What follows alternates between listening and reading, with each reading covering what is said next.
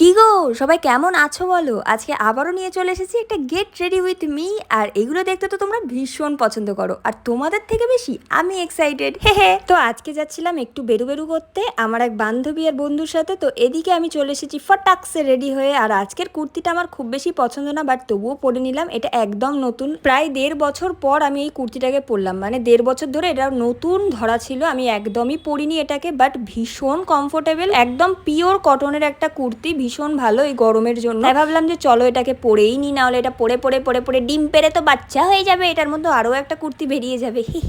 তো সেটার জন্য এই কুর্তিটাকে ভাবলাম যে চলো আজকে পরেই নি।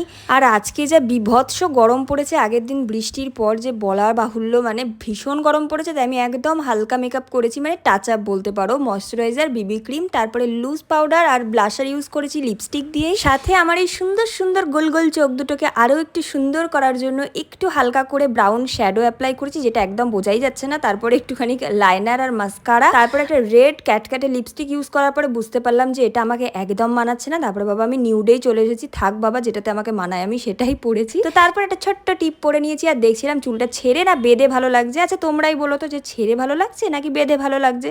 তারপরে আমি আমার জুয়েলারিগুলোও পরে নিলাম, কয়েকটা সিলভার জুয়েলারি যেগুলো আমি আগেও পরেছি। আর তারপরে আমি ইউজ করে নিয়েছি বডি মিস্ট ভর্তি করে, কারণ এই গরমে যদি বডি মিস্ট অ্যাপ্লাই না করি তাহলে আমার পাশে দাঁড়াবে কে? আরে বাবা না না, আমি স্নান করি। তোমরা আবার এটা কমেন্ট করতে চলে এসো না, দিদি তুমি কি স্নান করো না? যাই হোক, কেমন লাগছে জানিও। বাই।